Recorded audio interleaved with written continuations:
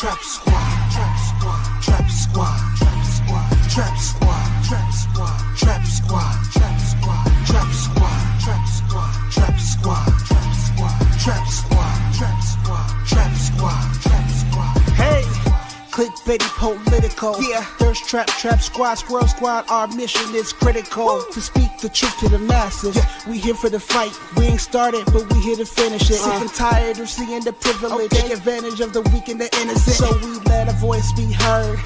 Every single weeknight. Unapologetic. Black people, despite this white supremacist system that we live through on a daily, we still throwing up those acorns cause we represent clickbaity. Trap squad, trap squad, trap squad, let me hear ya. Trap squad, trap squad, throw those squirrels up if you with it. Trap squad, trap squad, yeah I see you, yeah I see you. Trap squad, trap squad, trap squad, trap squad, trap squad, trap squad, let me hear ya. Trap squad, trap squad, throw those squirrels up if you with it. Trap squad, trap squad, yeah I see you, yeah I see you. Trap squad, trap squad, trap squad, trap squad, trap squad, trap squad. Welcome one and all to another episode of Clickbaity Political Thirst Trap. I am one of your three hosts, Marcus Farrell, coming to you live from somewhere in America right now. I am joined by Pastor Benjamin Dixon and Teddy Pendergrass. Teddy P.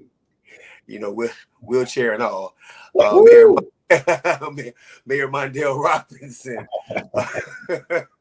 And we are coming to you live. Listen, Mondale, as always, I will start with you since you're the one that is doing a lot of healing. Man, I hope everything is going on with your healing.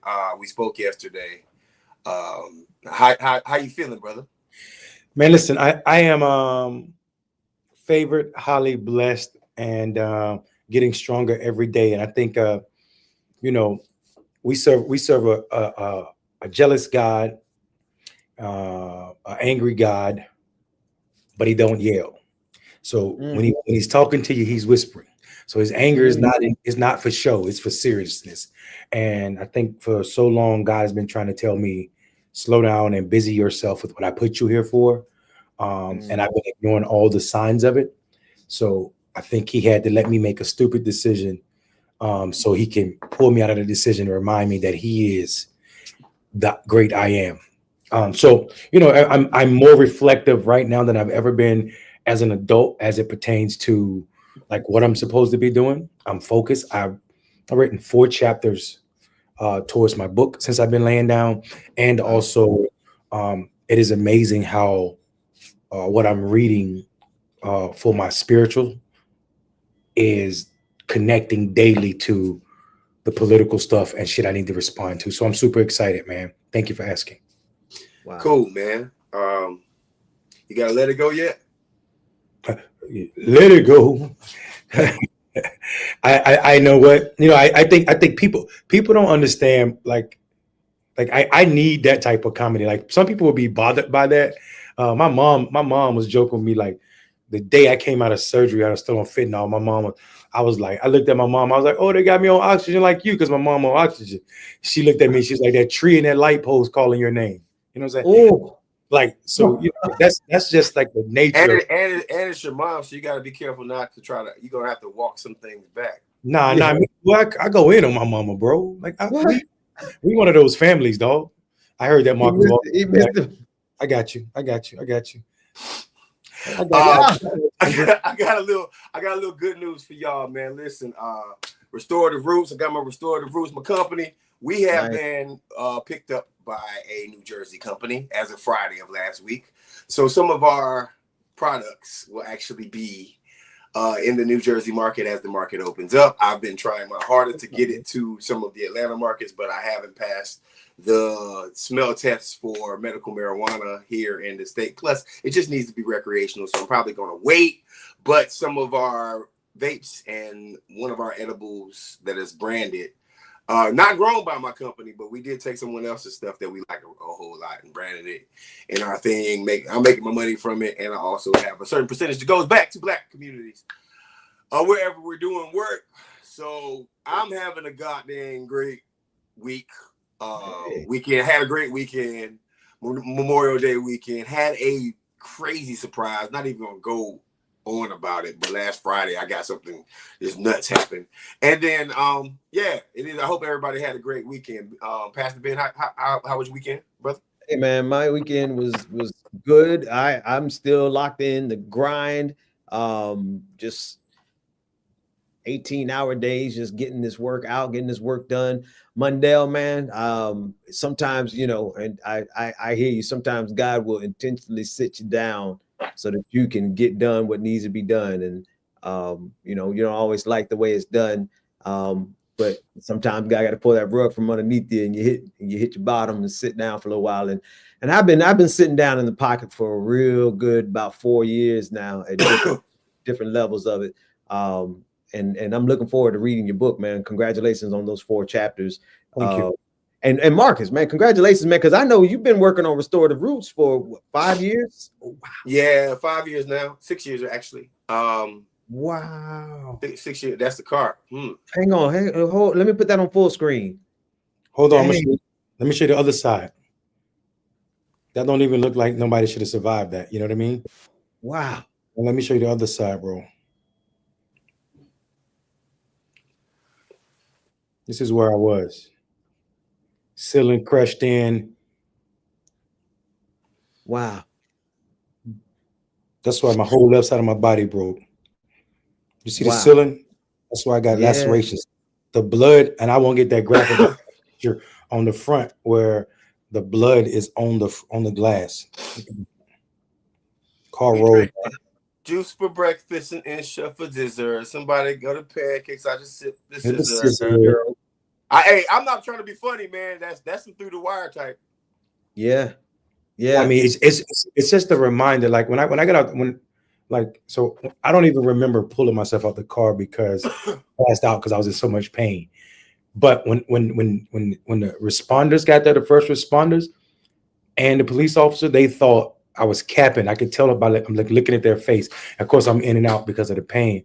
But then I'm looking at them and they're like, this Negro is covering for somebody. First of all, how he got out the passenger side in this condition, but also how he survived the driver's side. You know what I mean? And I was thinking in a clear mind, like, you don't know my God. Like, I mean, and I think for me, for so long, bro, I've been like the Israelites complaining, like, Negro, you brought me out of Egypt just to have me not be able to drink good water, and I can't even get Fuji water in the desert. You know what I'm saying? Yeah. So yeah, I'm hoping that Fuji water state. Like I know you need to stop grumbling about what God already did. You know what I'm saying? Wow. So man, yeah, so man. many people would have not walked away from what you walked away from, man. The doctor told me, the surgeon who did my surgery was like, there's people been in lesser accidents that did not survive. Wow. Mm-hmm. And then for me to like, bro, Saturday will be 3 weeks, y'all. I got a broken back, broken ribs. I'm already in a wheelchair. I'm already getting around. I did 400 feet on the walker today, dog. Wow. And I can't, my left leg is foot flat for balance, but no weight. So I'm walking around on one leg and all upper strength. So man, God is real. And I don't, you know, I'm not trying to tell people how and what to believe. But for me, I'm a whole different me right now, bro. This is a new Yeah. Damascus road experience, bro. You understand what I'm talking about? Road to Damascus. A real experience, not the fake one that Paul had. Wait a minute. Wait. We're gonna have to talk about that one. Man, but listen, bro, look, I don't know when, I don't know where, but one of these days we're gonna meet up in the same city, and your tall behind gonna be healed completely, and my short behind gonna be right next to you, and we're gonna shout, man, we're gonna praise God. Cause brother, when we really just can you pull up that picture one more time? I just need people to really, because I had no idea, and I had doubly had no idea because you were on Twitter the next day saying, you know what I mean, like right. Talking Yeah, trash. like going in. So Talking your trash. mind was still about you, man. And that's just, I just got to put on. Hang on, I'm making full screen one more time. My goodness, bro. Man. And you were able to get out, and you're here with us right now tonight. Come on, man. Come on, man. Come on. Whoo, hang on, let me hit this. Which button I'm looking for? That's what I'm looking for. Man, that's enough to shout right there. I'm telling you. Wow. Yeah, it's really cool calling you like away from this show, Mondale. Like Yeah. and hearing your voice, right? Like it's kind of surreal a little bit, right? Because like here's the thing. I don't know if anybody has ever gone through major procedure, whether it's an accident or cancer, or like whenever somebody's digging in your body and replacing things or fixing it, right? So shout out to anybody who's ever had a procedure. I mean, you know, from like the shock and awe of not even just being at home and waking up in a hospital room, right?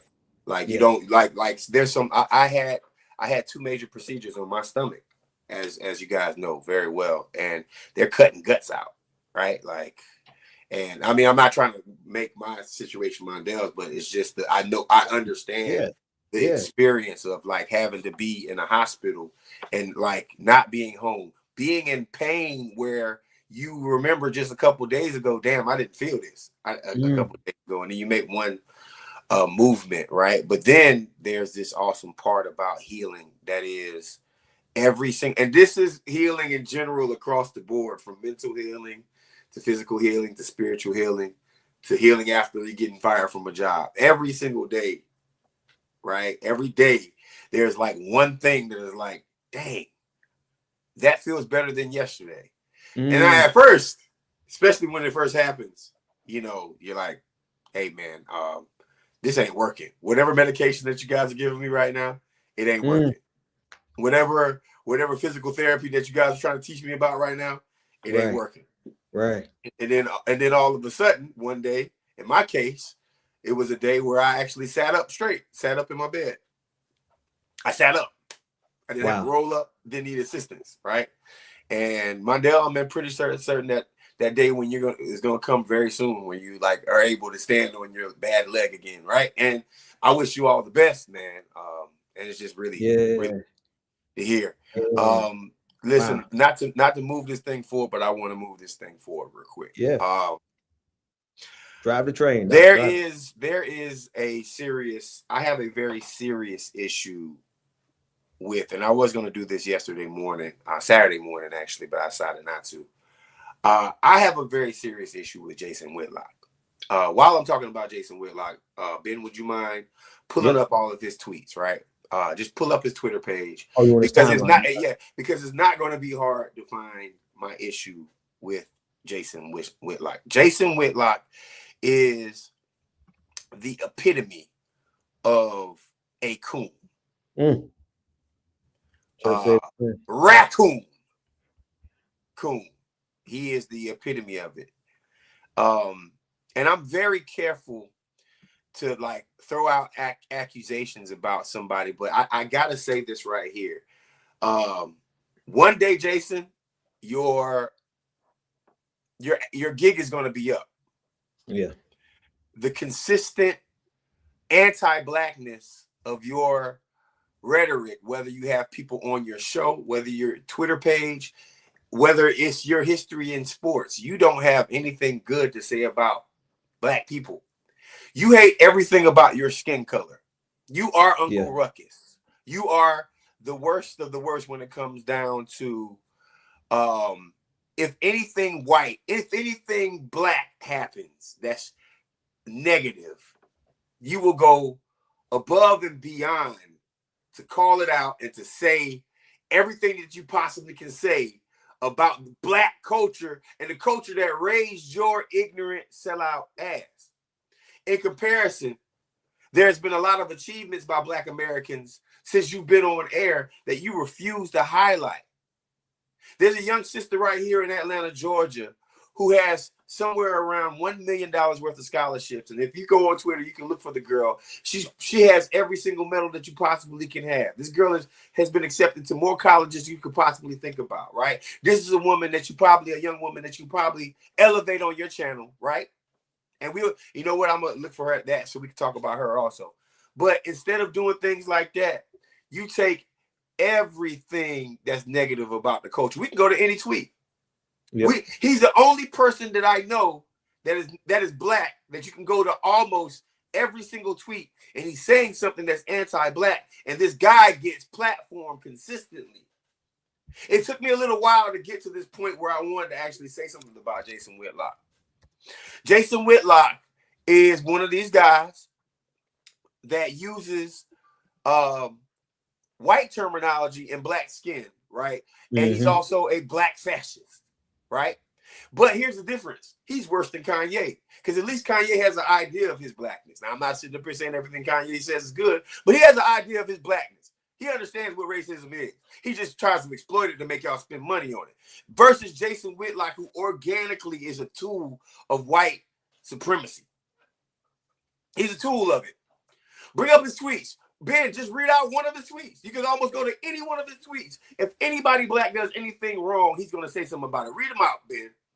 The WNBA honors George Floyd like he's Jesus, like his blood offers us salvation and grace. People like me who don't buy into this also happen to be fans of Caitlin Clark. How did he link George Floyd with Caitlin Clark? Before Caitlin Clark, they existed in a bubble where everybody that paid attention to the WNBA thought exactly like them. Now the Clark fans call bogus, so the WNBA wants us gone. Keep going. Go to another one. Just another random one. Just before, hang on. It's just so easy to do with this guy. I've never seen someone so black have nothing but negative stuff to say about black people. Continue on. It's very easy for you. Let's see. I understand. I can understand being a conservative. I can't understand being as anti-black as this guy is, who gets platformed. I want to point out a key word he's putting out here because he's one of the main. He promotes the whole black fatigue phenomenon. So when he says exhaustion here, he's talking about black fatigue. So he's literally aiding and abetting white supremacists with their agenda to attack. But here it is. Another one, fatigue. Black Lives Matters. BLM activists kneel in front of Target for the 5-year anniversary of George Floyd dying, and they call it fatigue. Just on there he is mocking the. Of course he's gonna team up with Ashley Tommy Sotomayor. You know, this guy, I think he has me blocked. But these are two top level, the highest level of raccoons in this country. Now here's my question for it, right? It will be legitimate to me, and this is why I don't want anybody watching the Clickbaity political thirst trap shows, and also follows any one of our channel, which you need to like, subscribe, and share to right now. Here's why what I don't want my people to do, because here's what I want more people to start calling out, and I do it all the time on Twitter, and I think I want you to do it also. When you see these guys, you should ask these guys, when have you said something bad about white people? When have you said anything negative about the Latinx community? When have you said anything bad about? And here's the thing. So he's tailoring this stuff to a specific audience. I'm not going to tread thinly when I say this right here, man. I have a problem with any person who's not willing to call out. If they're willing to call out themselves, then you should be willing to call out other people. And if I'm willing to call out other people, I'm willing to call out ourselves. Let me tell you something. There's a lot of violence in our community. I think that there's a lot of systemic reasons for it, but I also think that we have a very big problem in our music. We have a very big problem in what we elevate, and we have a very big problem in what we teach our kids across the board when it comes down to how to be a man, proper woman within our society. I'm willing to call that out. I'm willing to say that YN culture and gangster culture is a bunch of bullshit. I'm willing to tell you that checking in with anybody in anybody's neighborhood, if I go out of town, I'm not going to do it. Y'all just going to have to come after me. That's a part of our culture. That's a bad part of our culture. Boom. See, I'm willing to take accountability, right? I don't make my bed every day. Sometimes I don't clean up my room. I take accountability. That's what I like to do, because taking accountability is cool. But if people decide to not force accountability on other folks, but only wants to detriment themselves, you're being used as a tool, and I can't stand it. I say that we shut down Jason Whitlock. I say that everybody right now. You can't shut down Jason Whitlock. Oh no, there is a way we can, because time within time it will be inevitable. Mondale always remember something about me, my brother. Go ahead. I always feel that righteousness will win out in the end. I appreciate that. Except for, and you know, this is just me. Not saying that your stance is wrong. I just know how long and far whiteness will support a black face that's doing the dirty work. I just know how many resources they'll put behind a Jason Whitlock. And I think, you know, you have too much to do work-wise, life-wise, to outrun that white dollar that's backing him. Like Jason Whitlock is his anti-blackness is well funded, and it will always be well funded as long as white people need to make black people feel other or less than. So that's what I meant by that. I also want to say something. You know, I don't feel the need to talk about the checking in or what the world called, what the psychological world called the subcultures, simply because every community has subcultures. The news and the way that the world focus on black subculture, they tend to demonize it way more than what we do. We just watched the federal government say that they're gonna not prosecute or cut down on the officers that prosecute white glove crimes, or whatever they call it, white collar crimes more. We also watched for years, not just white people, but even black people fantasize and idolize mobster movies.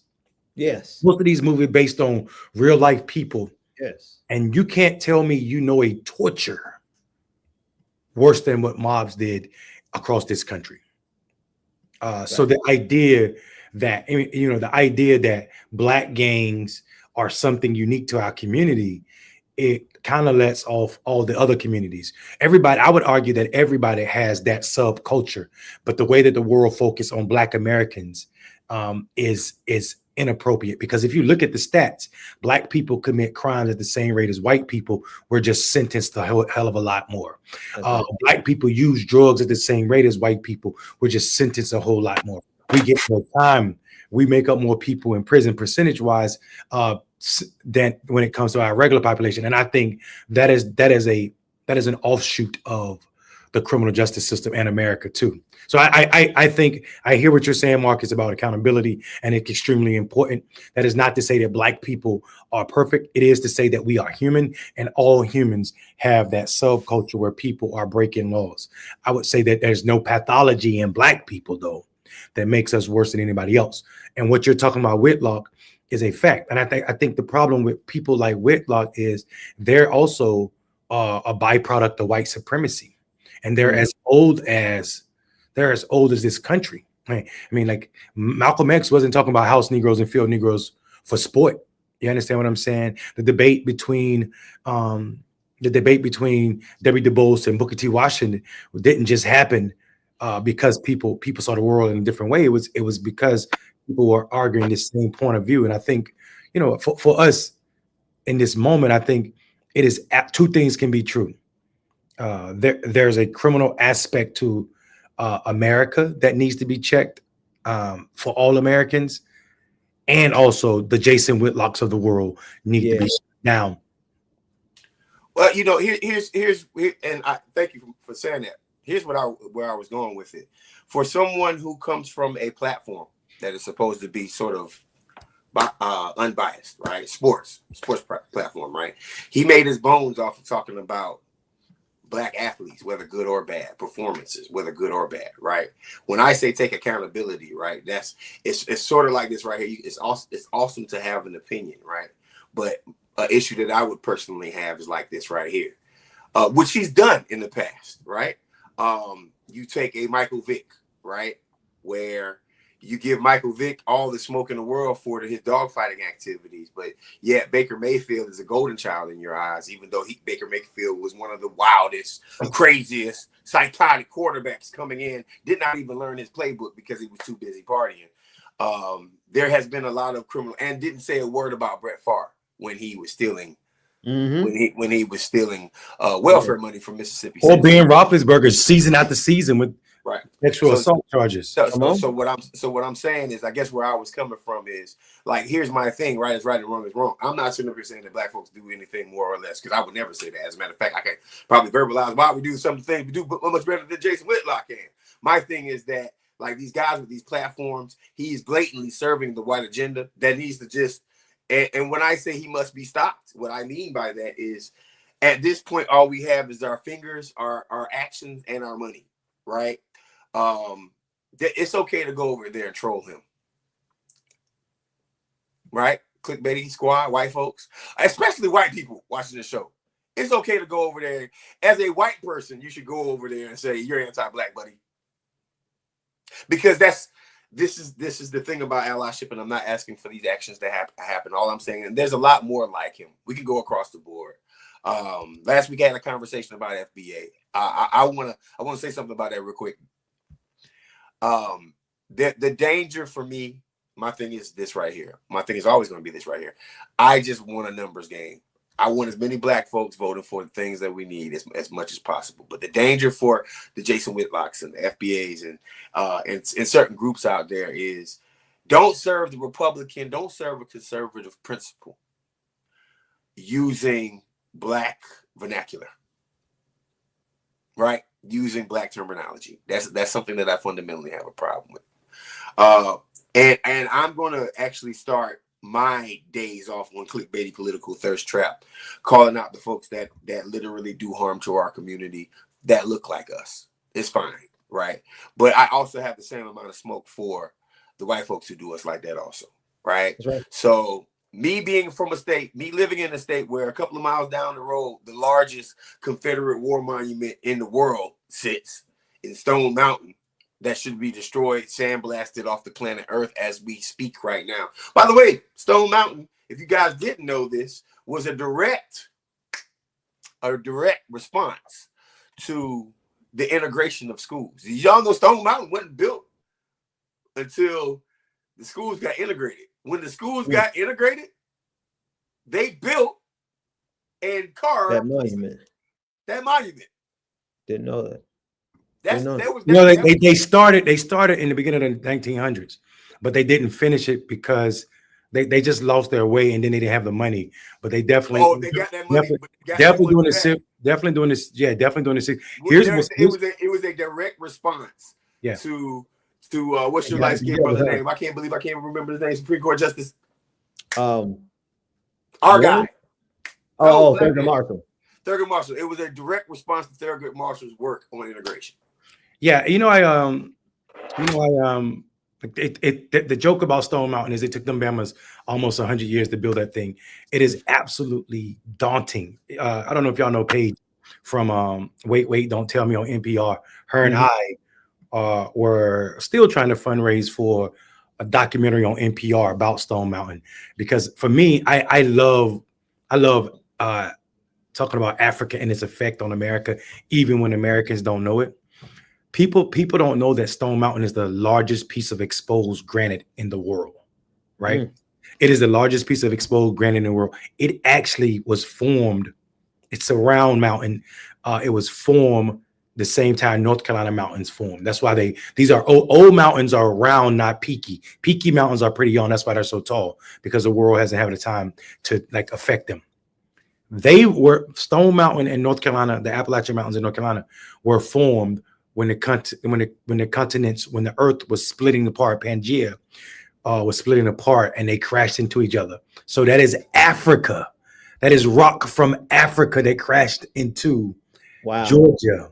That is literally rock from Africa that they carved Confederate generals and horses the size of giant effing buildings into.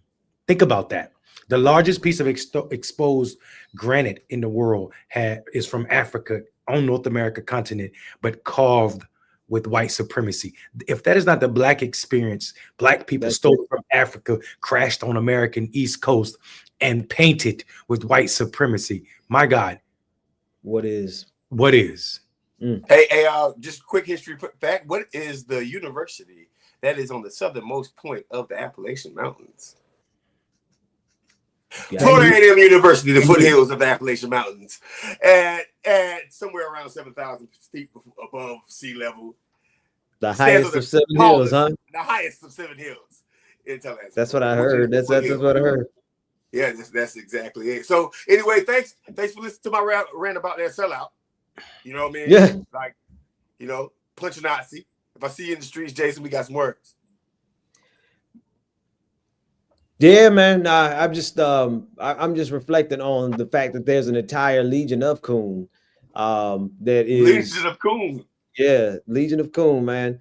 That right now is laying down some nasty work for white supremacy. I'm gonna drop a study this week that I did on Twitter using Grok and using Elon's AI and sorting through millions. I don't even know how many hundreds of thousands of tweets it sorted through, but Grok sounded the alarm. Once I showed it and we analyze it, it shows that there's about a 30 to 30% chance of mob violence that mirrors the Tulsa race massacre against Black people in the next 12 months. 50% chance of localized individual violence against Black people in the next 12 months as a direct result of the narratives on Twitter, right? So it's like, remember the hashtag is Twitter real life.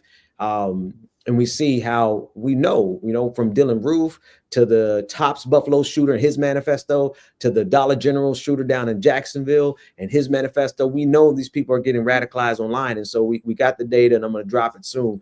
But what's so nasty about this Legion of Coon right now is that they are Black folks who are seeding the same narrative that is working these white supremacists up into a violent rage against Black people. So you got these folks like Jason Whitlock and Ashley Tommy Sotomayor and all the rest of them who are literally feeding white racists who want violence the narratives that they need to jump up and bring violence to the Black community. And so, yeah, I got no problem.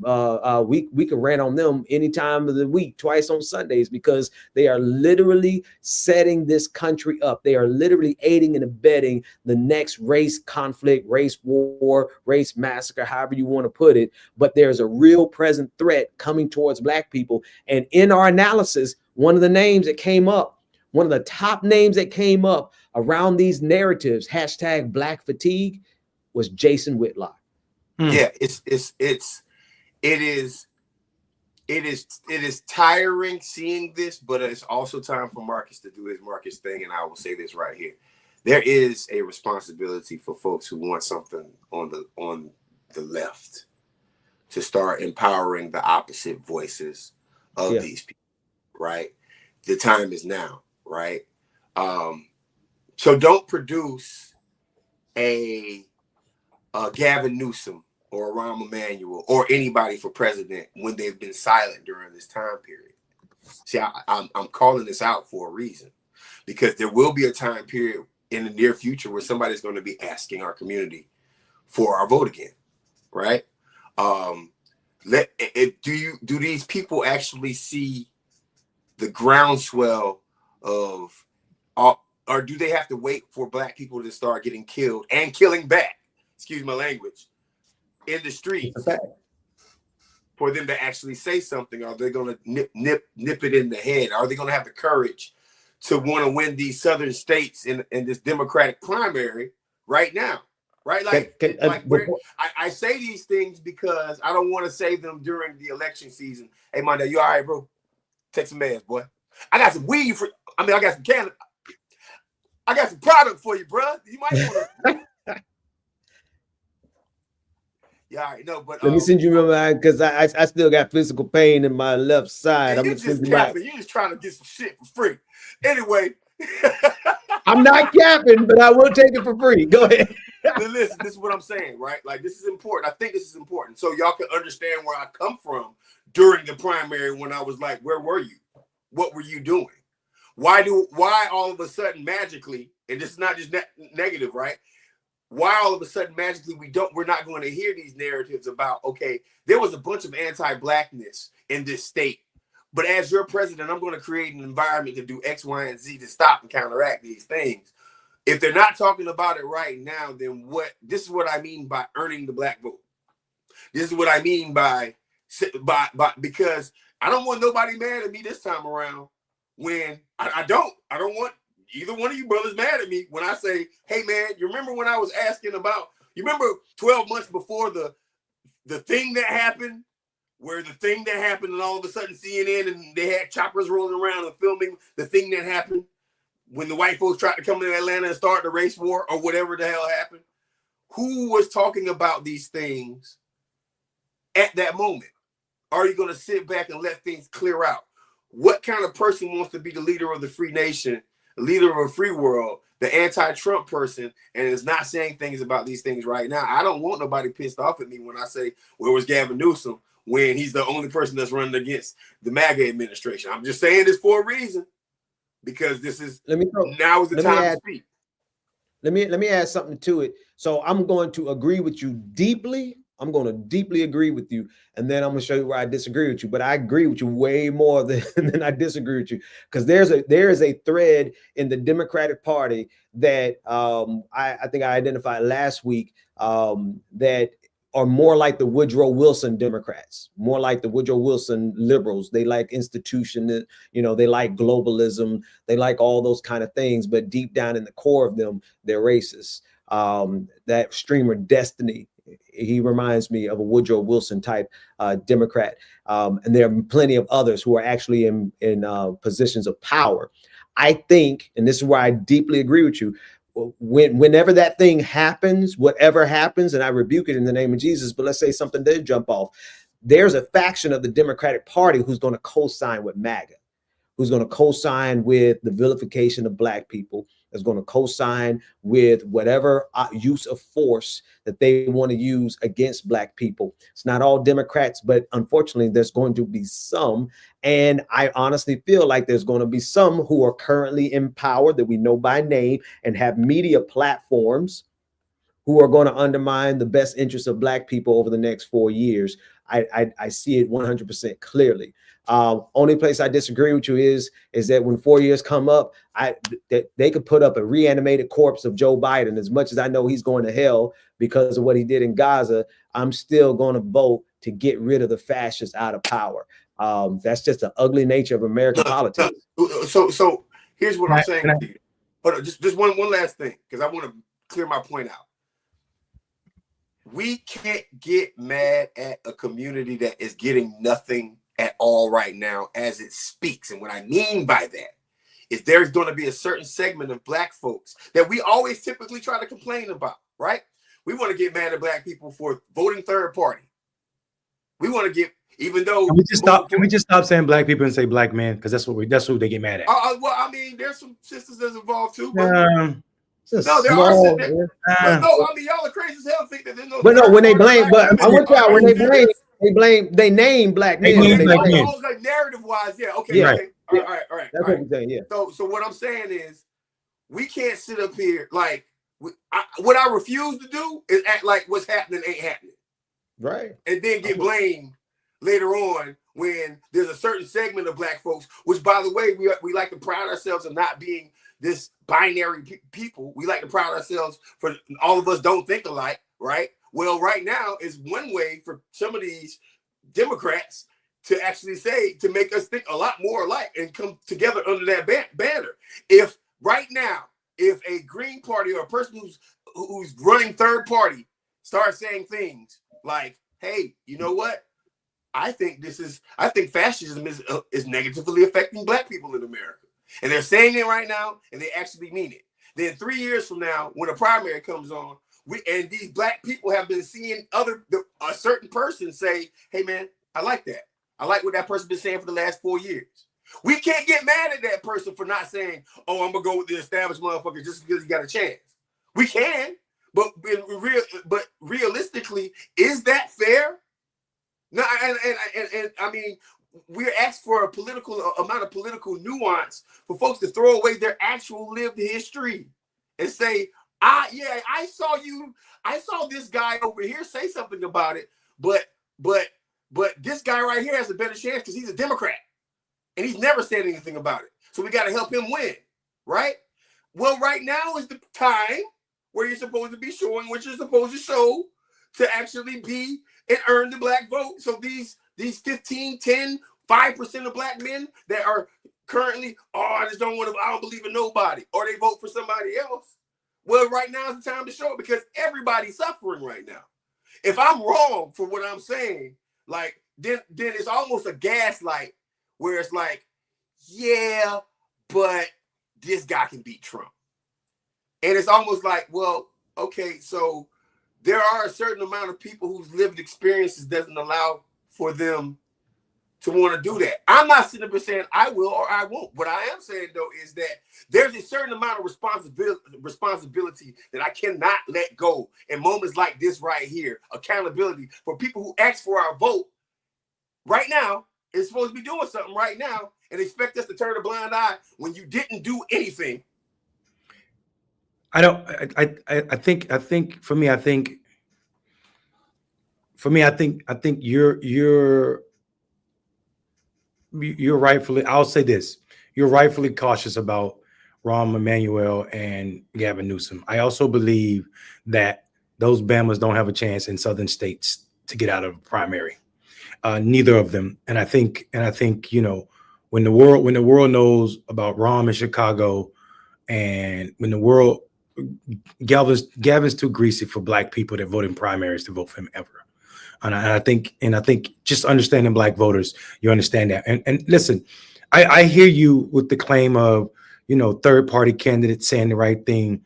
But you can't be the third party paid for by Republican dollars. Like, you can't have racist white people paying for your campaign. You can't be third party and also fourth party and also fifth party and also sixth party. What I mean by that, and this is full disclosure, I have a conversation in a couple of weeks with Cornel West that's going to be live, and I'm going to say it to him too. It's reckless to ask people, black people, not just Cornel West, anybody, to ask black people to vote for you, and you're on 6 different party tickets in one election cycle.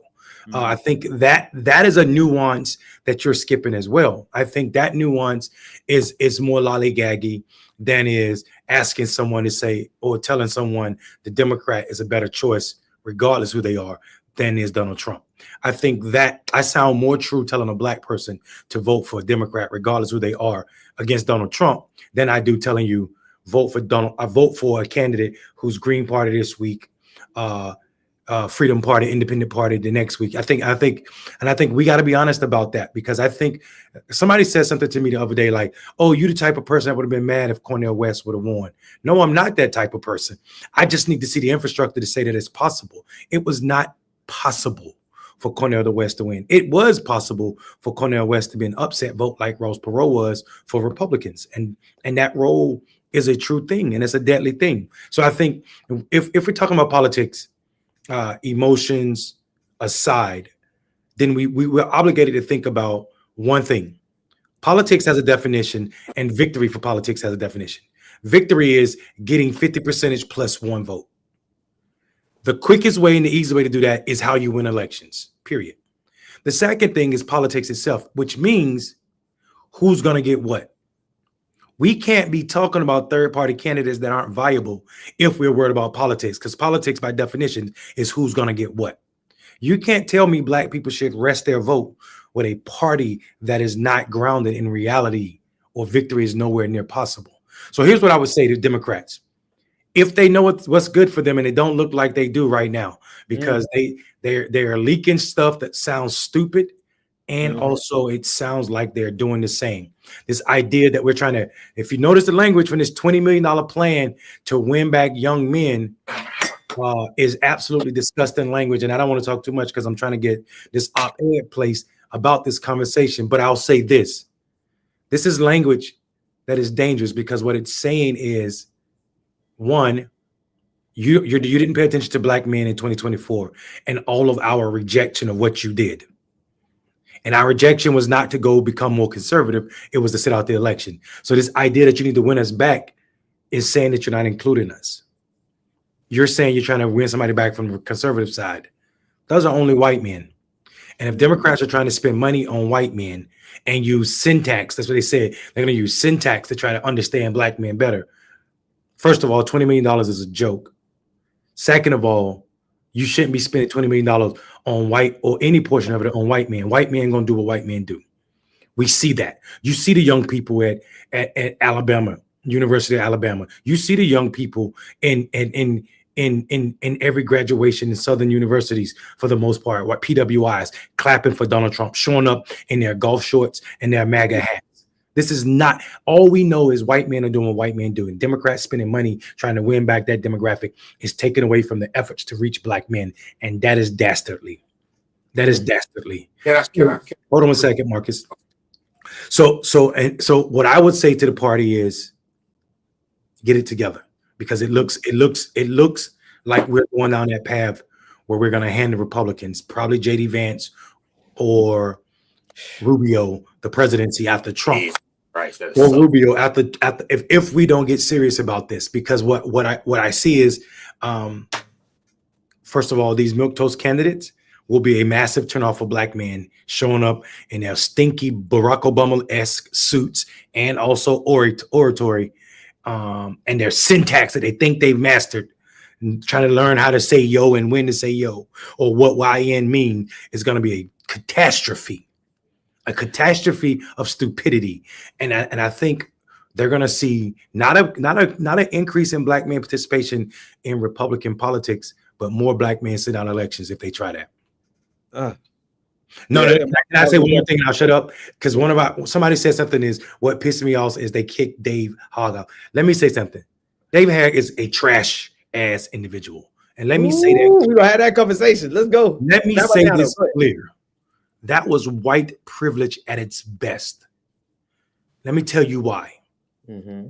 The Democratic Party, any officer in the Democratic Party has to have to pledge that they will not get involved in any primaries. No one recruited David. He threw his hat in the ring to run for that office. You can't run for that office under these people's rules and then try to change them after you agree to them. Secondly, trying to act like you were attacked when you didn't even get more votes than Kenyatta, Malcolm Kenyatta, the brother who's a state senator from Philly, is absolutely disgusting. And then to run around the world knowing that you run the risk of taking the 12 or 13% of white men that are left in our party to feel like you, because y'all are already feel like y'all are ostracized. You're not famous, brother. I'm glad you survived that school shooting, but you're not an activist. I see you. As someone who truly organized, David, I see you. You are a trash white man individual. And the way you show up is white when your back is against the wall, because what you did was tacky. You cannot go into those people's house and and say you are good with their rules, win a position under those rules, and then say we need to challenge every incumbent. You can't do that. You can't be an officer in the Democratic Party and get involved in primaries. You will get kicked out every time for that.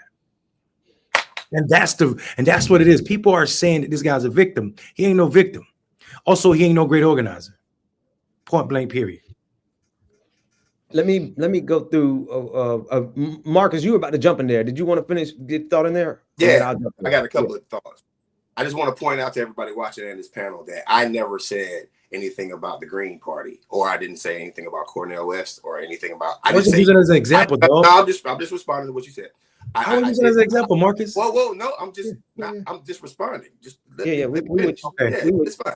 It's all good, Mondale. Relax. That's why I said Cornel West or anybody. Relax. I'm super relaxed, brother. Okay, well, let me finish my statement. I'm just responding to you. It's all good, brother. Listen, so what I meant by that is whatever happened in 2024, whatever happens from 2024, I'm talking about the nowness, right? I'm talking about black voters, black men who are existing in this planet right now, like myself. I'm not going to talk about anybody else. I'm going to talk about Marcus Farrell, right? How I feel is like this right here. If you want to impress me in a primary, right? If you want to impress me in a general election, right? If you want to impress me and you want to motivate me to vote for you, knowing that my communities fundamentally have not changed economically in the past, I don't know, 40 years since my grandparents, if not worse, if not longer, right? So for somebody to, in general, for somebody to come in and say Trump is bad, it's an interesting take. Because if you talk to the average black farmer right now, you know that what they're not saying? Trump is bad. You know why they're not saying Trump is bad? The average black farmer right now is not saying Trump is horrible, because all of the subsidies that the white farmers are going through right now, that they are dealing with right now, all the subsidies, everything that the white folks have been getting, the whole time, black folks, they never got it. They understand that things are bad, but black folks never got all the same treatment as white farmers have gotten. That's why black folks across the border, like, we had to struggle the whole time. These black folks have been struggling the whole time. My people in Macon and my people outside of Macon who got the orange groves, have the peach groves, have been struggling the whole time. Never got one subsidy, not a real subsidy. What I'm saying is very simple. If you want to appreciate, if you want to get the black vote, right now is the time. And if you ask yourself the question, how come these brothers didn't show up? And then all of a sudden, which I expect, there's this big barbershop tour or this big whatever tour that they're going to do. And this the attempt to get black folks. And it's like, we are already living in a society where a lot of black people across the border like, man, I can't rock with this. I don't know this person from Adam. I talked to a couple of people who I know are thinking. I've talked to two people I know who are thinking about running for president as Democrats. And I ask them all the time, what's your plan? Like, I'm sure you want to think you're thinking about the South. Maybe you need to say a couple of things. I'm not really concerned with a third party, Green Party. I did say something about that, but I also want to add on the same thing that Mondale, you said. They're just not showing up at all. So when you have a community that doesn't fundamentally believe in politics, besides it's just more of the same. When you have a president right now who is literally creating an environment where Jason Whitlocks are saying the craziest thing, when FBA is using black vernacular, right? Where is the good, righteous Democrat that's going to speak out about black issues right now? That's the first thing I had to say. Second thing I had to say, because you mentioned David Hall, and you said Dems don't interfere with primaries. These you got to take my heat, man. You got to take my heat. That's not what I said. That's not what I said. Because that's exactly what you said. I wrote that's not exactly what I said. Don't lie on me. You said if you're going to come into this organization knowing their rules, saying that these elected officials have signed a vow. That's not what I said. You're lying. That's what you want to hear me say it again? That's what I heard, though. Say it again, though, Mondale. Right? I said you cannot be an officer in the DNC and get involved in primary. Let that be the case, right? You're ready to argue, man. Chill out. Yeah, because don't misquote me, brother. No. I'm trying to be peaceful. Right. I just don't tell me what I said. I love you. It's depending on what week it is. I love you. All right. What I was going to say is very simple. He might have signed whatever pledge. If we talk about the ethos of the officers within the Democratic Party and how they operate, don't nobody give a flying about them saying that they don't interfere with primaries when we know damn well that they interfere with primaries all the time. That is what they do. They don't say they do. And the first time that somebody actually said, I'm going to interview with him, he got more nuts than half of them. Because they interfere with the primaries all the time without even saying they're going to do it. And if you tell me I'm lying, you're fine. They already tried here in Georgia recently. They already tried definitely in 3 or 4 congressional races in the state of Florida and in Georgia. They like to get their person in. They literally like to get their person in. That's why they will show up to a primary event. The DNC will show up with a certain person. That's why what happened to Bernie happened to Bernie. What happened? We gotta get out of here. When? 2016. Hold on. Let's be clear. No, that's all right. Nice. You asked me when. I'll answer the question. When? Hold on, Marcus. You're not even answering. 2016, Stop. 2011, I'm not talking about Bernie. 2013, 2014. Marcus. I can give you an example for every single year. Marcus. So it's kind of like real cap to me for you to Marcus, you can keep fair screaming and balanced. Marcus, The you can keep Democratic Party is screaming, not fair or you can listen, bro. balanced. You're talking You asked me long. a question, I'm answering it. You didn't let me answer my question. You asking about Bernie. You said no. That's not my question. You didn't let me need to finish. relax, Mondale. Marcus, you didn't let me finish the It's win. all right, man. I am okay relaxed. Somebody has a different viewpoint. Man, don't gaslight me, dog. Don't gaslight me. You do it to me all the time, my brother. It's fine. I don't. Yes, you do. Listen, man. But you acting trash me now. Hold on. Cut me You off ask in my the middle question. of my response. Marcus, you cut me off in the middle of my your response. has been the entire show. Go ahead. It's kind of ironic when we have the whole show. You spent 30 minutes on Jason Whitlock. The dude's a goof and you spoke about it. Okay, so how about this? You got it. Thank you.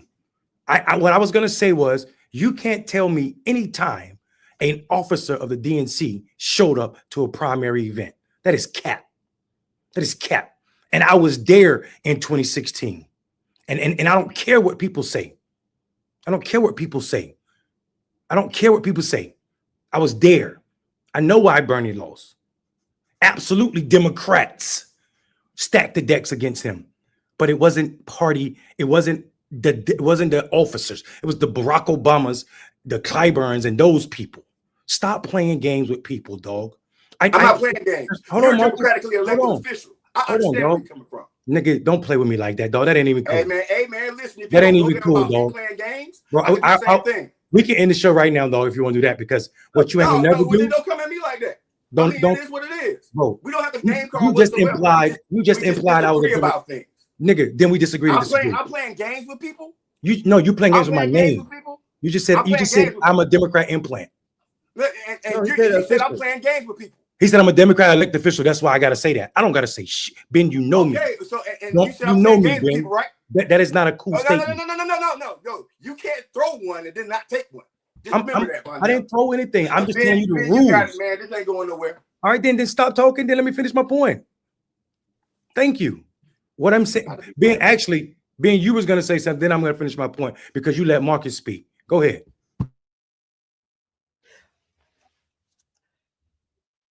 Let's start with I'm gonna go all the way back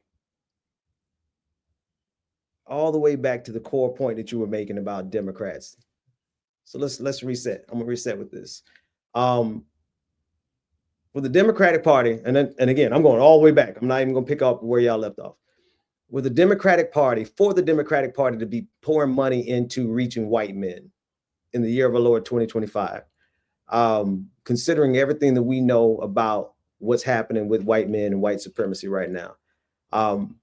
To me, I think this is a perfect opportunity for a third party to be currently actively challenging them on that. My problem with third parties is that they don't ever show up until the election year, though. You know what I mean? Like, we need somebody with structured power who can say, Democrats, y'all effing up, and y'all deserve to lose black men because you're going to talk to us about syntax while putting money in reaching white dudes. The other thing I was going to say about that whole conversation is that I honestly think I defer from both of you all in the 2028 election, because my thought is that MAGA is going for the kill. Like, I think it's a little premature to even be talking about elections in 2028 when they've made it clear they have no intention of having elections. They made it clear they want to anoint Donald Trump as king, or whoever is going to be his heir apparent. And so I feel like one of the biggest balls that's being dropped by Democrats is the fact that they're not organized fighting it in a way that really deserves it. If their answer to this moment is to go after white men with money, and not the fact that we're dealing with structured destruction of our election processes, and they're not coming after black men, which is a core demographic that they need, then not only are they not competent and able to win in 2028, it's to the point of complicity. Again, I think that there's a strand in the Democratic Party that is equally complicit with fascism as MAGA. They're just two different ways of expressing it, because you can't tell me that they got that many incompetent people in the DNC that they cannot see that this is the exactly wrong move at the exact wrong time. And then you got those other well-meaning liberals who might, I don't want to call any of them by name, but let's just call them the NPR style liberals that, and actually I can't even call them NPR style liberals, because NPR got they got their own awakening happening right now because Donald Trump's coming after them. So that's not even fair. But you got some of these milquetoast liberals who are not clear about the fact that we're facing a threat that is rooted in white supremacy. The threat is rooted in white supremacy. And so if they're not going to address the threat from the lens of going after white supremacy, then they are literally setting themselves up. I think they believe because they're white that they're going to be okay at the end of the day. But no, MAGA is using immigration to bring in white supremacy attacks against black people. As soon as they're done with that, they're making it clear they're going after Democrats just for being Democrats. It don't matter if you're white. And so we're dealing with not only white supremacy, but we're dealing with fascism. They are going to come after these people. And so when I see these milquetoast liberals who are like still trying to play ball as usual, I'm like, y'all like the Weimar Republic. Y'all are perfectly set up to all of y'all to end up getting got on the wall with everybody else. So I think that this is a wonderful opportunity right now in time right now for a third party to be in here and making this case. But again, we don't see them but for every 4 years. Here's my thought on David Hogg.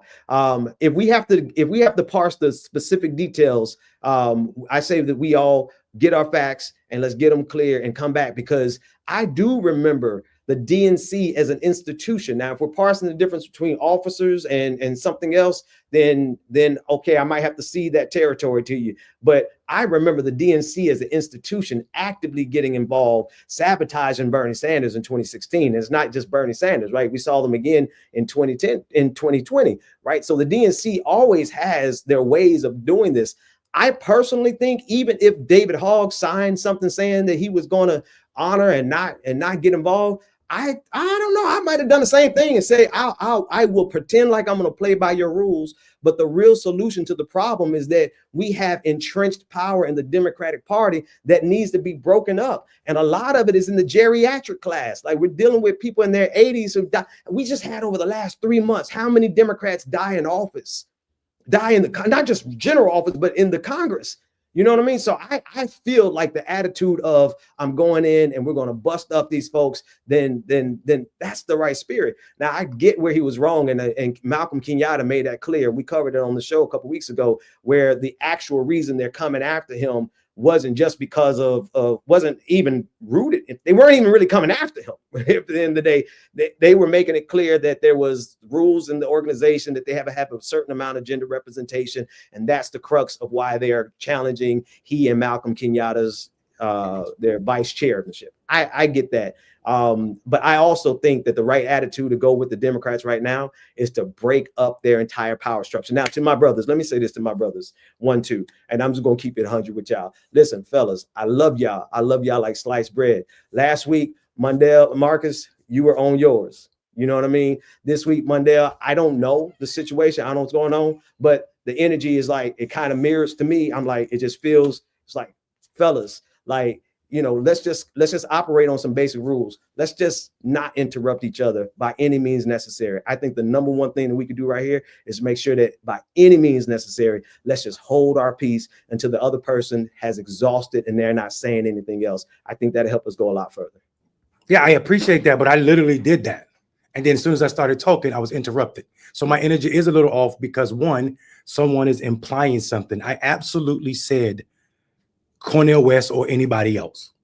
So this need to focus on that. First of all, let me just get back to y'all. See, when I say I'm a political animal and I mean it, it's not just me like being braggadocious. These are just facts. Like, I'm a nerd about what I'm a nerd about, and politics just happened to be it.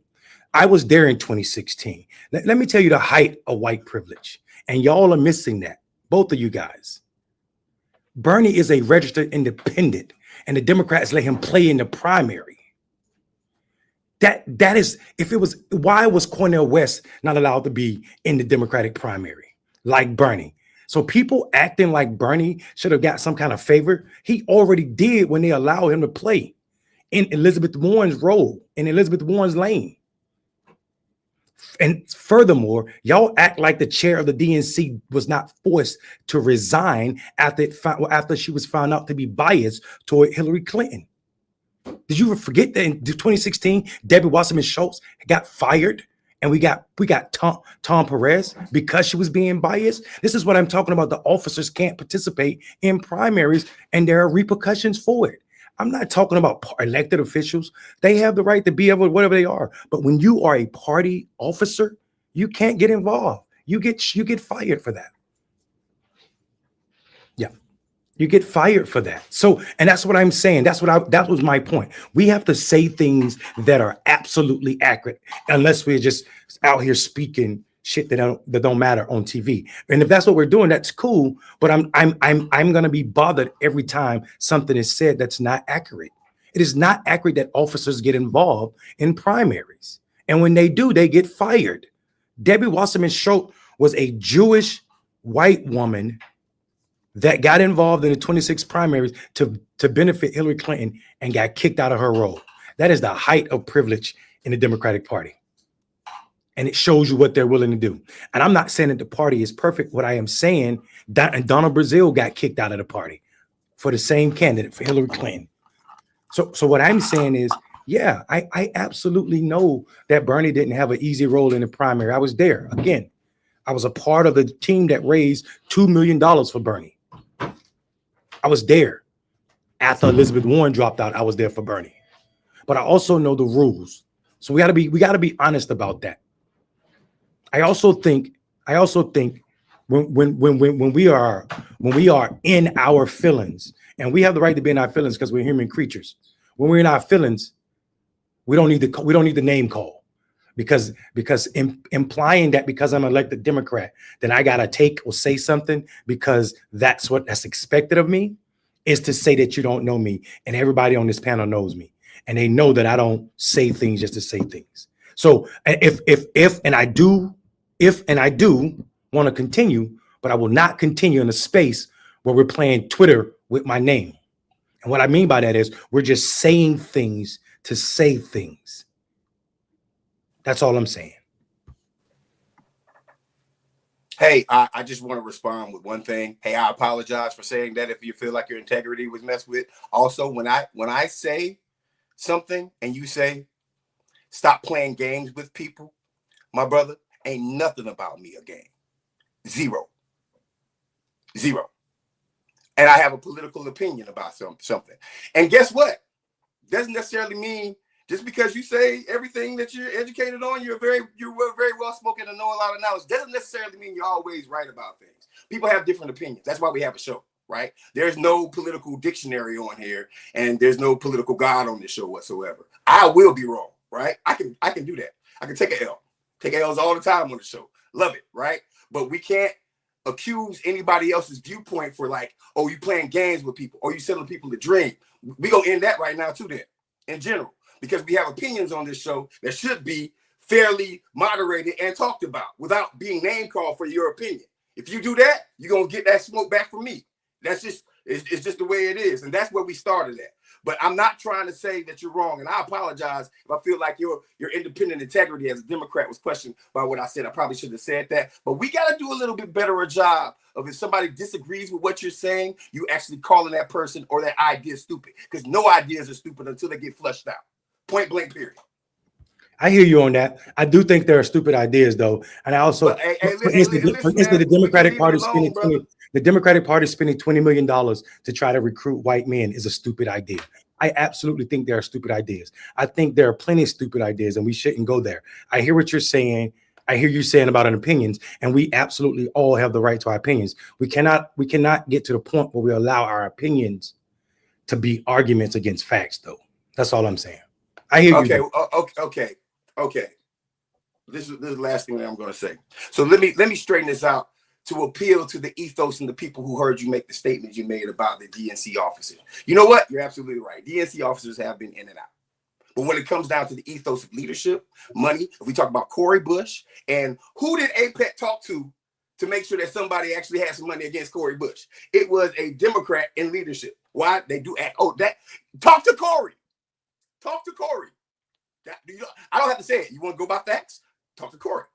Talk to people who are in power who have pull within the Democratic Party. So I guess you know what? Factually, Democratic Dictionary, you're absolutely right. The officers can't do it. But when it comes down to leadership and the Democrats, when it comes down to certain people that they want, it will be malpractice. It will be malpractice. There you go. Ask her. It would be Here's my question. It would be malpractice to act as if Democratic leadership does not do anything within primaries across the nation. And for anybody to insinuate it is almost like, okay, who's really playing games? That is almost gaslighting at a high level. So maybe there are two separations. Maybe the structure of the Democratic Party doesn't do a thing, but maybe the thought process and the ethos of the Democratic Party, when it comes down to primaries, when it comes down to power, when it comes down to making sure that certain donors go to certain people, which I've seen before. And also I was right there in 2016 also. I was on the campaign. My lived experience. The true hero. The true hero. You don't get to tell me. The true hero. You don't get to tell me I'm out of line for calling Marcus a nigga. That's how we talk. And if this is your first time here, go play in traffic, homeboy. We talk like that to each other. So don't tell me I'm out of line for calling Marcus nigga. We talk like that. So go play. We do. I ain't mad at that. Anybody mad at that hasn't watched our show. Whatever. I don't care about that. Like, and me and Mondale gonna fight, right? But on the same token, like, I do have a lived experience on that campaign myself. I saw what I saw. I have facts that, like, no matter what dictionary you have, who wrote that dictionary? Because I was there in person and I have facts about things that happened that I saw with my own eyes and happened to me from Democrats in power, right? Like, I could call out names right now and y'all feelings would be hurt, right? So what I'm saying is, like, yes, Mondale, officers can't. And you know what? David Hogg has done those things before. And guess what? That's already been explained. But when it comes down to Democrats not interfering with primaries, are you serious? No, there is absolutely no way that I'm gonna let that one ride. And anyway, I didn't say Democrats don't interfere about that. He said officers. I didn't say Democrat. I said Barack Obama and those in power. I acknowledge that. Yeah, I didn't say Democrats interfere. I think that's important to note. I literally said Barack Obama's, the Clyburns, all those people show up to rallies. I saw them show up with Hillary Clinton. They did it against Barack Obama when he was running against Hillary Clinton. Clyburn was at every event she did with Bill Clinton. Bill Clinton, all of them were there. I know that, but none of them were officers, dog. And I think we should say that, because what if we don't, we sow misinformation, or we should say, excuse me, maybe it's disinformation, because misinformation has a different role. Misinformation has the malicious intent to it. Disinformation is saying something that's not true without is it flipped around? Flip it, yeah. Flip. Okay, so there we go. So yeah. So and I think for me, it's just important to note that. And I listen, I have no remorse for David Hogg, who came up too quick without any like cutting his teeth on anything progressive. And I don't like that. I don't like that idea that, people can just do that. You have to be white to do that. Also, you guys still didn't address what I said. How is an independent candidate, Bernie Sanders, allowed to run in a Democratic primary, but not Cornel West? I'll respond real easy. Because he votes with Democrats at a 98% rating when it comes down to Democratic issues. He literally is a part of that caucus, and in action, not in party, not in name, in action, he votes more Democratic than some Democrats that we have right now. In action. That's why. Here's my problem. Cornel West is not an elected official. Check this out. Yep. Cornel West is not an elected official, right? So I can, and Cornel West is a friend, right? But I understand why he's not allowed. There's a very big difference. Bernie's actions show that he votes Democratic. Outside of basically guns and anything black, he pretty much votes Democratic. Versus, so let me ask you a question. And I'm not sitting there saying it's fair or not. Okay. Because my next question was, if voting with Democrats gets you to participate in a closed primary, then that's interesting to me. Why do we have closed primaries? So if independents can run in the primary, why are we having closed primaries? I don't think we should have closed primaries. Because when they list party structure, they have this many Democrats, this many independents, and this many Republicans. And Bernie Sanders is never listed as a Democrat. So if we have closed primaries, and we do, how is an independent allowed to participate? They would never allow a black. Yes, can you clarify this for me though? Because Bernie ran as a Democrat. Cornell wasn't running as a Democrat, and help me if I'm wrong, but I don't remember him ever really positioning himself to run as a Democrat. He chose the outside course. He chose different parties from the beginning. He had to, because the Democrat Party didn't have no primary. That was my point. We had no. He was running before they made that decision, though. But we had no primary, is what I'm saying. So he was running against the sitting president. Okay, yeah. Okay, yeah, I got you. Okay. So let's also, I'm not being complete. The whole conversation by itself while we have it, but go ahead. Yeah, exactly. So here's my thing. To ignore the white privilege associated with Bernie and his campaign, it's crazy to me. And act. I'm not. I wouldn't say act. To not have that as part of this conversation, to me, feels a little cheap. Especially when we watch what happened with Bernie campaign. So this idea that we die on this hill called Bernie Sanders, when we watched after that campaign, white people do what racist white people do, meaning they started 3 $20 million organizations and did not have a single black staff.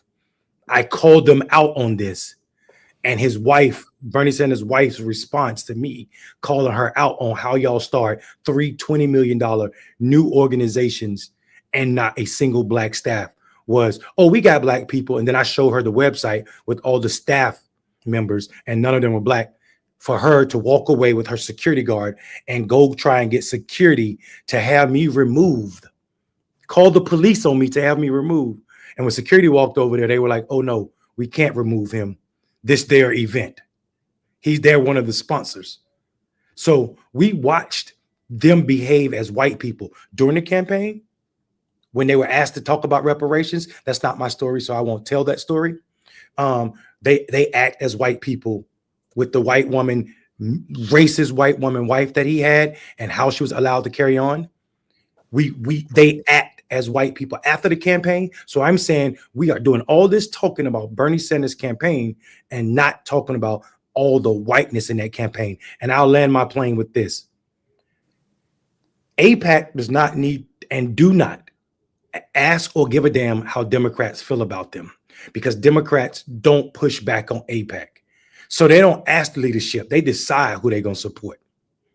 They are a dusty organization who is as powerful as the Democratic Party because the Democratic Party allowed it. If the Democratic Party blackballed AIPAC like they did any consultants working against incumbents in 2012, then we would be better off. And we would never have a Bale running against a Cori Bush with a chance to win. We would never have a Torres winning. We would never have a Jamal Bowman losing. But we know AIPAC and all of their resources continue to show up the way they show up.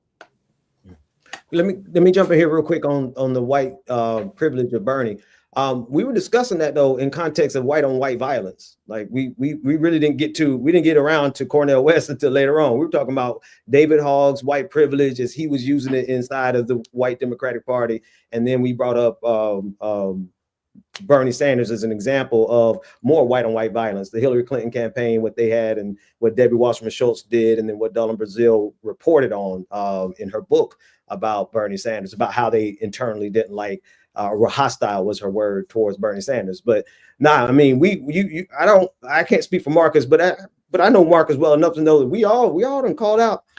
That's one of the biggest things we don't like about Bernie. You know what I mean? Like right now, I mean, the fact that Bernie Sanders went on that show with Andrew Schulz after knowing who he is, like, to me, like, and I called him out and called him out again. Like there is a deep rooted problem of whiteness still in the mindset of Bernie Sanders, which is why one of the first videos I ever did back in 2015, I was like, this is why Bernie Sanders is going to lose, right? Because he always had a propensity to lean towards the white bros. despite all the black people who dug his politics. But I don't think we left out, at least me. I know I don't leave that out of the context of the conversation. I just think at the time we were talking about the white on white violence in the Democratic Party. Yeah, man. Nobody knows Bernie Sanders' world better than me. And the racism you experienced. Yeah, nobody knows it. Like I haven't even told 50% of the stories that I have. And the reason why is because I'll be making myself go crazy, right? Why you think? Can I just confirm that? Can I confirm what you just said? I'll never forget being at that arcade in Atlanta and you telling me, I don't even know if you told me 30%, but man, that had my pressure up so high I had to go get a drink. I don't even drink. But when you were sharing just what you experienced in that in his campaign, like that me. Excuse me, that's the wrong phrase, but y'all know what I mean. Yeah, listen, man. Like, I don't want to like beat a dead horse. And that conversation happened plenty of times, right? I use it as an example because there was some racism that was on Bernie's campaign, but also there was some racism because I was black working for Bernie in the Democratic world. I don't ever want anybody to forget that shit. Like, we got to keep it real. There's been rooms that I walked in where because I wasn't a black Democrat working for Hillary Clinton, I wasn't accepted by those Democrats. I want that to be clear, right? What the hell is your black ass doing here? By a very, very famous, very famous reverend that we all know, right? That said all types of stuff until Bernie started getting closer in the polls, and then all of a sudden I get a call. Is what it is, right? At the end of the day, man, how we get free? Is it establishment politics? Is it going to be another repeat? Because I read the comment section, man. I see how people think certain folks are right, wrong, all that crap here. But here's the funny part about it. I remember saying some of the same stuff I'm saying right now in 2019, 2020. I remember seeing some of the same tangible actions happen. And then all of a sudden we end up getting the same results, right? There is a proper way to go about politics in America, right? But if we all had the answer, then all of it will be done. If we all had the answer, everybody. So if I get passionate about something, and I'm just going to say this, if I get passionate about something, that's because I want to see something different. I don't want to see the same thing again. I don't want to see the same moderates use black talking points. I don't want to see the same progressive white man go in and not have anything black to say. I don't want to see the same black girl magic that hits on nothing about the black community. I don't want to see none of it. And to be honest with you, at the end of the day, like we can re-go through the racism of Bernie.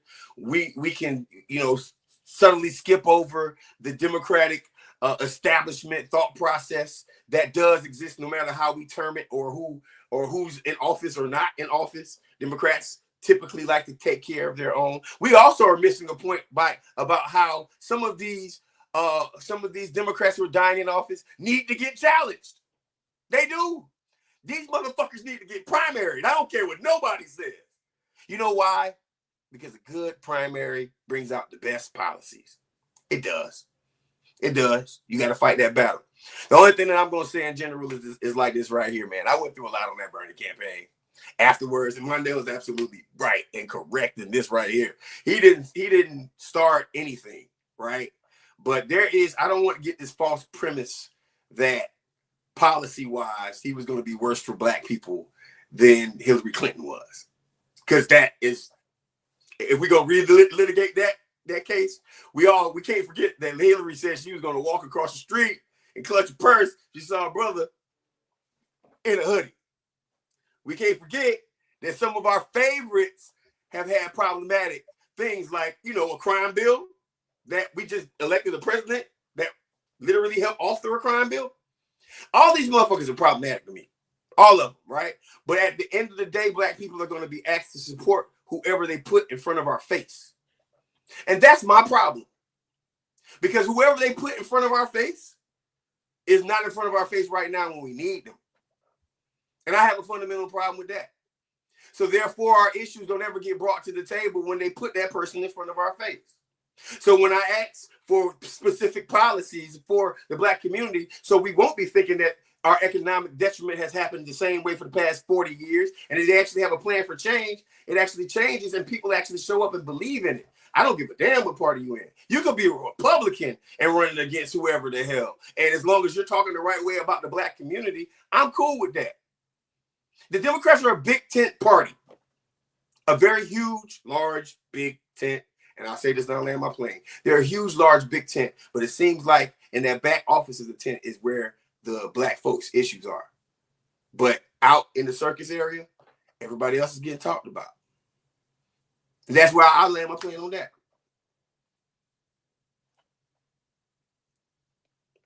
All right.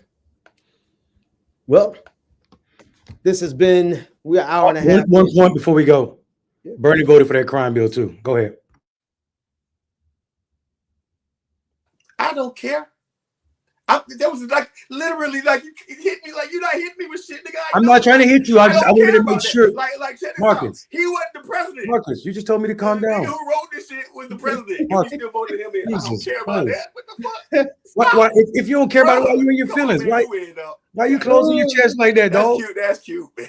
I just wanted to make sure that people knew that crime bill was signed by everybody because of the climate, except for one person that was bold enough, and that's progressive to me. When everybody's doing something and you speak out against everybody. Yeah, Barbara Lee is the only righteous one out of all of them. Barbara Lee didn't bend. Barbara Lee run for president. So we have a lot less to talk about. That level of realness is rare. And it don't come in, like, you can't be progressive being Bernie. To me, Bernie ain't progressive. Bernie was a mayor in 1984 when Jesse Jackson ran. He endorsed Jesse Jackson. Jesse Jackson's platform was way more progressive than his. So if you run for president and you are less progressive than a platform that you endorsed 30 years ago, that's not progressive. That's to me, that ain't even par for the course. You just establishment at that point. I agree. You know what? I mean, you know what, Mondale? There's a lot of selling. Like if you ever play 2K or you play basketball out in the street, and you see somebody intentionally messing up, they sell it. They're like, there's a lot of selling going on in Democratic politics right now. And what I mean by that is there are a lot of unrighteous people who are trying to run as righteous people. There are a lot of people who are hyper righteous, but are confined in this, damn, I want to do more, but if I do this, I won't be able to win this election, or I won't be able to do this, that, and the other. I've yet to see the Trump of the left. And what I mean by that is I'm unabashedly just going to do everything and say whatever the hell I want to. We have not seen that yet. Bernie wouldn't talk about reparations. Biden won't talk about a lot. Hillary didn't talk about a lot. Kamala couldn't, the vice president couldn't talk about a lot of things either, right? They are all afraid of saying reparations while running for office. Kamala did it in a general election. Nobody, I ain't say the primary, in a general election, people don't touch the word reparations. In a general election, nobody even said poverty. Like literally, nobody said poverty. What I'm waiting for is somebody who has the morals, the gumption, because believe it or not, there is good politics. I want to explain, because maybe we need, just for a second, Ben, what's good politics? I think good politics is having an anti-colonization thought process when it comes down to Palestine. I think that's good politics. I think ending poverty is good politics. I think free healthcare is good politics. I think reparations is good politics. I think taking care of our babies is good politics. I think reforming the criminal justice system is good politics. I think being able to tax the wealthy so they pay their fair share is good politics. There are good politics. The problem is nobody wants to put it together in one package and run on it. There's always a block.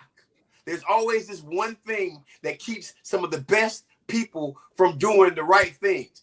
Oh yeah, I love Medicare for all, but also bomb Palestine. Oh yeah, I love reparations, but man, Bernie crazy with all that healthcare stuff. Like there's never like one package that gets it all together. And I like to ask you two gentlemen, what's good politics to you? What is good politics to you? What's good policy to you? Standing with the oppressed, no matter where we find them. Okay. That's the only politics. I mean, like that's my politics. I also want to say that I don't need something to say this is reparations for it to be reparations, right? You said that before. I understand that. I want to tell you something. So let me. The policy behind it, like what I'm saying is, just the pop. Like well, I think that's what he's saying. Where you could call it green and yellow, but the policy behind it is important. Like, what's good politics? Yeah, so good politics is being the president that put the most amount of money in HBCUs because HBCUs produce, majority of the Black professionals, even though we are only 107 schools in a country that has 5,900 colleges and universities. Good policy is Justice 40, where you decide that 40% of all of the funds will go to rural spaces where or oppressed people have been left out. All of the grant funding from the federal government will go to these locations. People who have been suffering through census, at least three tracks of Census Bureau reporting of 30% or more poverty. That's good policy. Good policy is programs to make sure that poor parents can have what they need to feed their kids. Good. To me, that's good policy. Like I think an easier way, a cleaner way to say it is standing with the oppressed, no matter where they are. Yeah. And I think for me, and the reason I said that is because I see so much of our fight.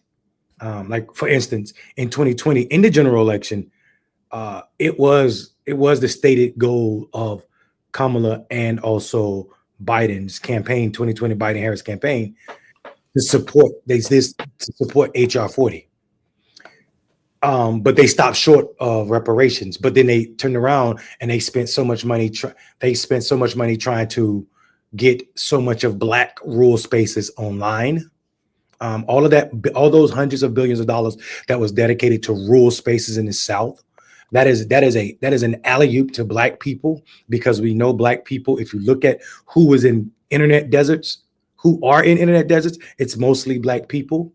So we talked about all the stuff that Donald Trump interrupted when he came in. Nobody was talking about the policies that they shut down immediately, like Justice 40. Nobody was talking about how he cut back all these funds, the Pell Grant, and also how he eliminated this access to this easier way to get rid of your student loan debt. All of that stuff has a profound effect on people who are descendants of American slavery, because we know we are more likely to have student loans, and when we do have them, they're way larger than our white cohorts and counterparts. So I think knowing there are several Bidens in his political career, right? He has to be known as the guy who was praising busing. He has to be known to that because he said it in a time where it takes courage not to be for busing. He didn't have that courage. He also has to be known for the only white politician to charge up Republicans about apartheid and say that we don't support our legacy and our honor in America. And our relationship is not with white South Afrikaners, it's with the Black people who are suffering because of the white Afrikaners. So that is Joe Biden too. Another Joe Biden, the same Joe Biden and another Joe Biden is the one who was for the crime bill out there pushing that narrative, along with so many other Black electeds and everybody in the Black community saying that they were afraid of Black people, not thinking critical about what crime is related to. And then there's also the Joe Biden that spent more money and had the blackest administration in the history of this country and appointed so many Black judges. Like that, Joe Biden also has a role. So I think for me, we when we look at the scope of a person's career, let's look at it. And I know that he went out. To me, the last thing that it's unfortunate that his people around him, the people that he trusted, didn't have enough courage to tell him, "Sit your ass down." No, not sit your ass down. Just well done. Just joking, man. No. Listen to me. Just well done. And that well done should have came after the first election. And you put your hand on the Bible, get sworn in. Oh, before you go to the ball, you should know, and this should be the conversation you should be having. I am not running for re-election. Because at that moment, you already set your vice president up to look like leadership. And every time she speak, everybody is talking about the mantle being passed. And he didn't do that. The people around him didn't do that. And they didn't coach him. Instead, they tried to play shadow president when they knew he was fragile. And that is disgusting to something that could have been an amazing legacy when it comes to appointing black judges, when it comes to the amount of money given to HBCUs, when it comes to all the stuff he did around poor neighborhoods in rural spaces. Y'all ruined that over ego. But the y'all I'm talking about is him and his people. And that's the disgusting part of the Joe Biden and the way it ends. Hey, Ben, Mondale, before we go, I think first off, thank you for watching Clickbaity Political Thirsttrap, folks. Hey, we get into it on this show. And it's probably gonna keep going. It is what it is. We're human beings. All of us are human beings. And trust and believe when you're around family, you're gonna get into some heated arguments. It is what it is. The first thing I want to, before we go, Ben, Mondale, I asked y'all a question. I'm gonna ask y'all another question. Right now, hot seat. You got 3 people that could run for president next go around. Who are they? Mondale. 3 people. 3 people right now. I'm so glad he said right first.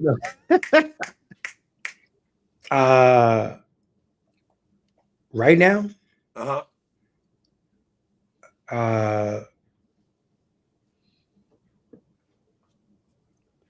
Sorry to see it, ain't it?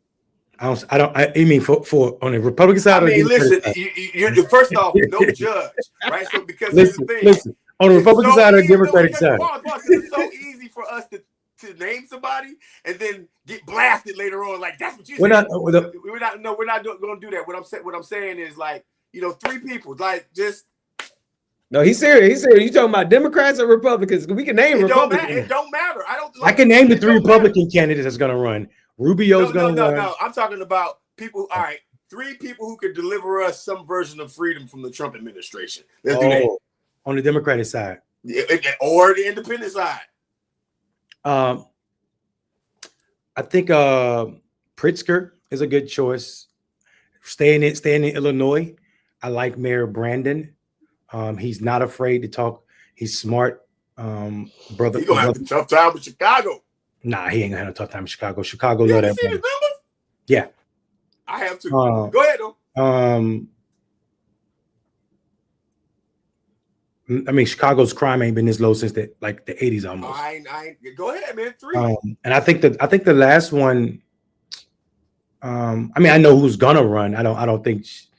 I think I got 4 people that probably should run. Go ahead, name them then. I listen. I think Crockett's gonna run. I think it's gonna be a rude awakening for it, and I think Kamala's gonna run again. Jasmine, Brandon. Kamala's Harris gonna run again. and Pritzker. Pritzker. Okay, Ben. Ooh. Also, who I think is going to run, Kamala.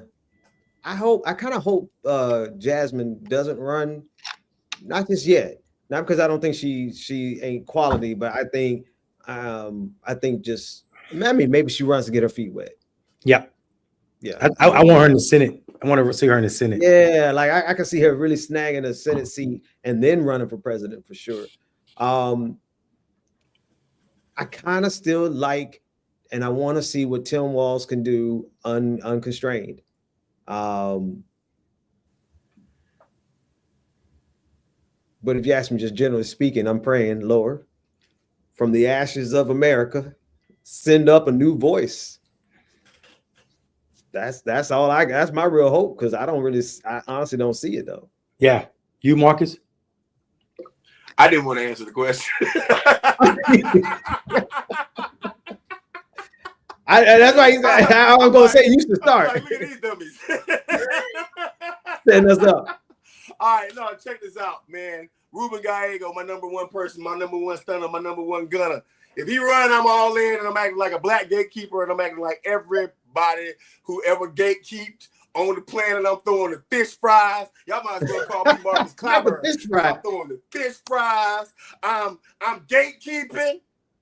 If Ruben run, I'm gatekeeping. All right. Go ahead, call it out right now. Who's number two? Who's number two? Bow tie.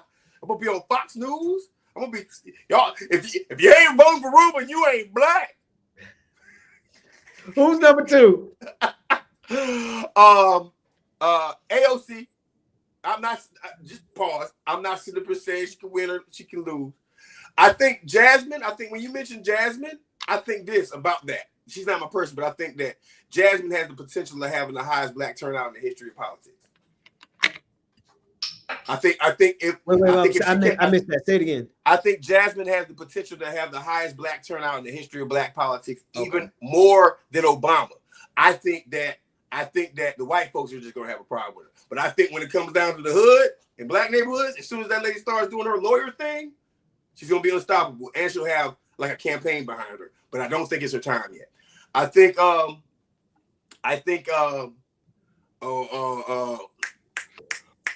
Warnock. I don't want him to.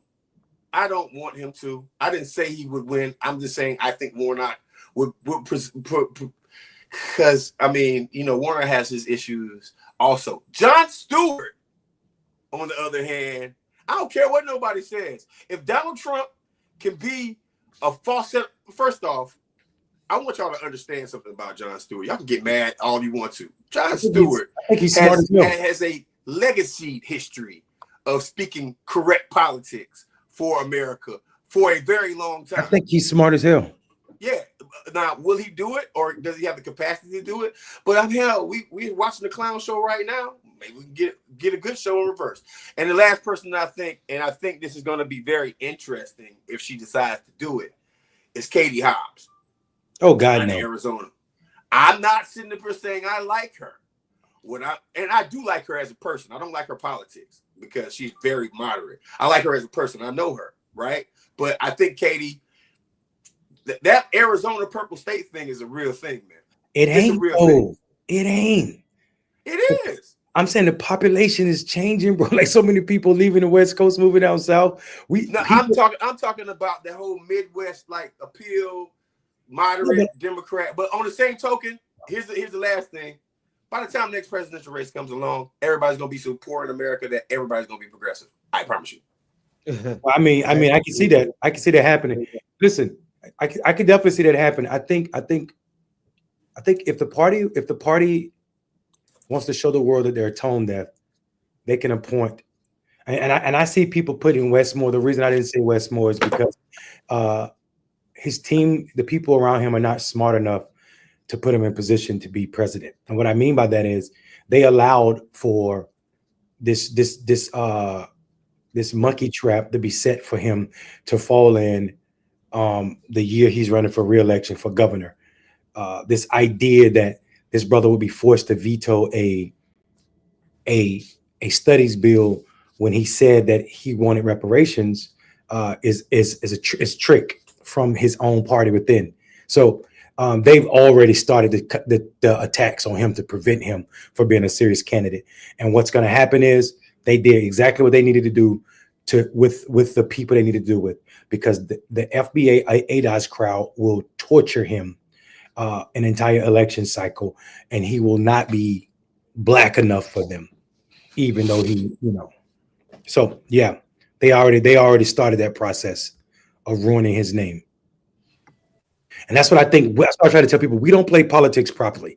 They're all like Republicans they're using Democrats to do that dirty work. Somebody black, somebody Democratic, somebody in Maryland took money, probably somebody close to West, took money to get these foreign people to put this bill on in the House this cycle. Immigrants put that bill on that, and I think we're not being honest. When nobody's calling, this is why we need black media. Black media should be investigating who was the money behind this bill. Why did it happen this cycle? Why didn't it happen his first year in office? And what's going on here? Like we need a deep dive. We need an Ida B. Well deep dive into what's going on in Maryland. That part. That part. People forget that there was a Republican governor in that state before Westmore, a Donald Trump Republican. And we're not thinking smart enough to see who did that.